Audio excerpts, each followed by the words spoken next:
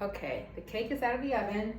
It's been cooling now for about 5 minutes. So I'm going to invert it onto a rack and then let it finish cooling completely.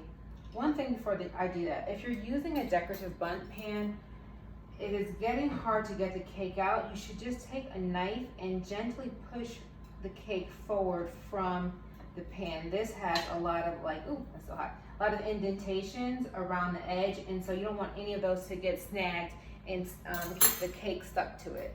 So I have a wire rack here. I'm just gonna put this on top, and let's hope for the best that this comes out in one piece. Sorry, the music selections today are muted because I can't get my computer to play properly. Okay, let's see. Come on.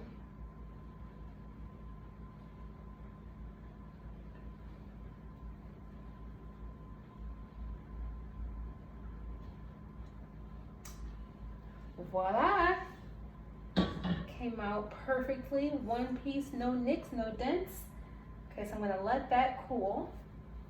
And while that's cooling, I'm going to start to put together the glaze. So we reduce the apple juice by about half. It's a little bit thicker now. And I'm just going to start to add some powdered sugar to it.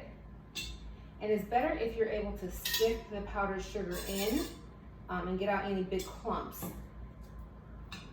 before you make the glaze. It'll make it a lot easier to mix if there's no large clumps of sugar in there. So I started out with about a cup. I don't like super sweet frosting. Some of these glaze recipes will call for 3 cups of powdered sugar. For me, that's a bit much. I like to do it just until the juice, in this case the apple juice, is thick enough to really form a glaze that will coat the cake, because you don't want it to be too runny and just run all off the sides. You want it to kind of stick to the cake. So I'm going to do this, let the cake cool, and then I'll come back and show you what it looks like when it's all put together. So stick with me for another couple minutes and we'll be done. Take care. Okay, so the glaze is all ready. I have it here in this Pyrex cup. And before I pour it over the cake, I just want to take a toothpick and make little holes all over the cake so that the glaze will more readily absorb and that you'll get even coverage of the glaze in all parts of the cake. So you just want to kind of make these fine little pinpricks all over with your toothpick. And then once that part is done, you don't want to tear up the cake, so I'm trying to be careful not to do it too hard so that it doesn't disrupt the form of the cake. And then you really want to get on the inside too.